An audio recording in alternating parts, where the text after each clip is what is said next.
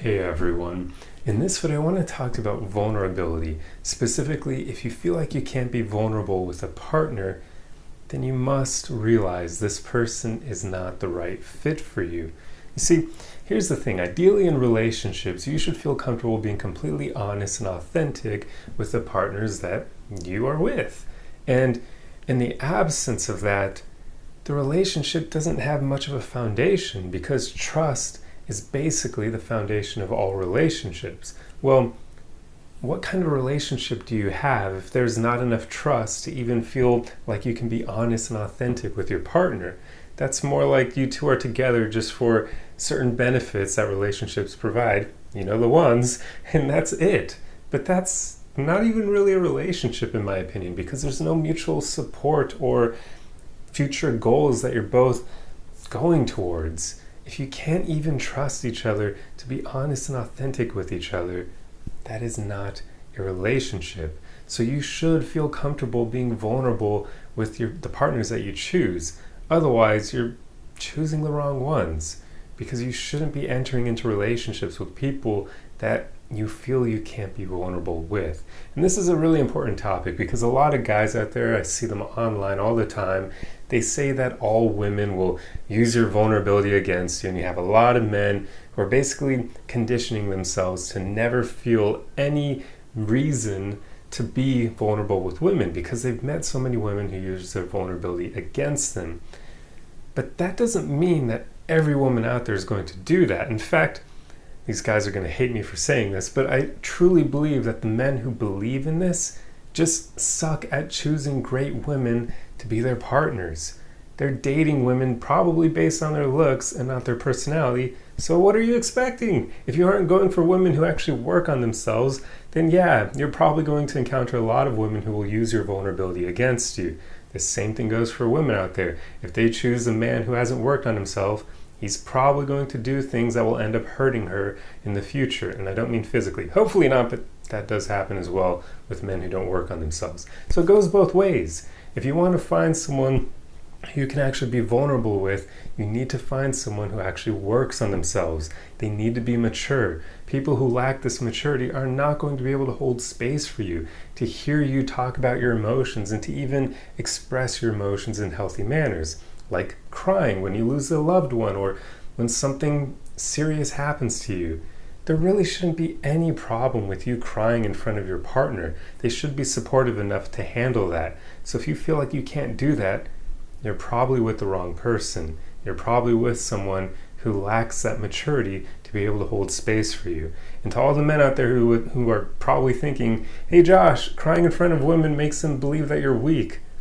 Yet again, that's only the immature ones, guys. Come on, I really wish I could make a video for all the jaded men out there that just was like a catch-all for everything, because there's so many of them online that I see, and I just know a lot of these things that are tripping them up can actually be worked on if they wanted to, but it would take a lot of education, and it's a big ordeal, and it does make me wonder how many women exist as their counterparts, women who are in the same boat where they don't trust men and that sort of thing. I mean, it goes both ways, but yeah, it's really unfortunate. So basically just live by the motto, if you can't be vulnerable with someone, do not enter into a relationship with them. I mean, hell, I can tell you right now, because of the way modern relationships are, modern dating, it has turned me away from marriage to quite a degree. And then I can tell you without a doubt, I would not marry a woman that I wouldn't feel comfortable being vulnerable around. If I couldn't feel like I could be completely honest and authentic and vulnerable with her, I'm not going to marry her. It's as simple as that. Because why the hell would I put myself into that contract with her if I can't even trust her? That tells me immediately that it's probably going to end in divorce at some point. And I don't want to lose half the stuff that I've worked for. So yeah, I am not going to marry a woman that I wouldn't feel comfortable being vulnerable with. And gents, you should all operate in the same way. Hey, ladies, you as well, actually. Let me not single out a specific sex here. It applies to everyone. Do not marry someone that you can't be vulnerable, honest, and authentic with. Just don't. That's a recipe for disaster. Well, yet again, going back to the beginning of this video, where is the trust in your relationship if you don't even trust them enough to be able to handle you as you are, your authentic, real, raw self?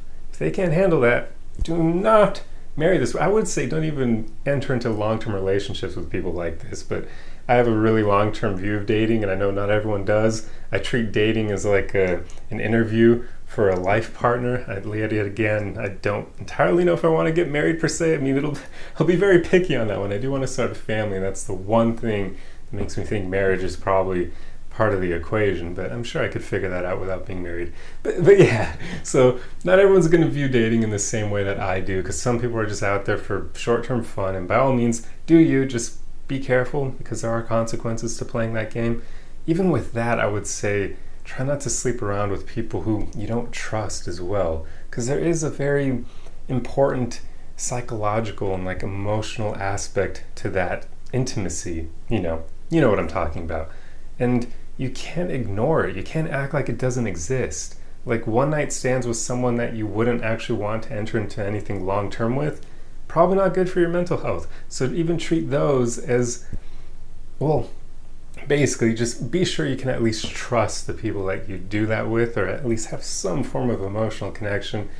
But I mean, now I'm starting to go off topic. It's like another video on its own. But anyway, hopefully you guys get what I'm driving at in this video. The whole point is this: you should be able to trust the people you choose enough to be able to be honest, authentic, and vulnerable with them.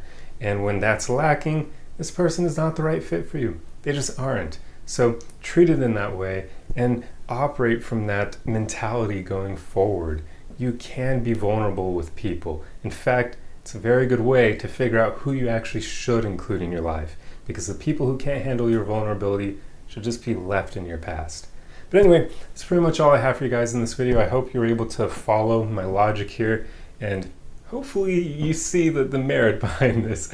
But anyway, guys, if you enjoy content like this, be sure to subscribe for more. Otherwise, like the video and leave a comment. That's the best way you can help me out with the algorithm. Just any form of engagement helps. The comment doesn't even have to relate to the topic at all, but hey, I mean, let me see. For people who made it this far, just comment burrito. There we go. First word that came to my mind. That'll let me know you got to the end of the video. But anyway, guys, I truly hope you enjoyed this one, and I'll see you in the next video. Arrivederci.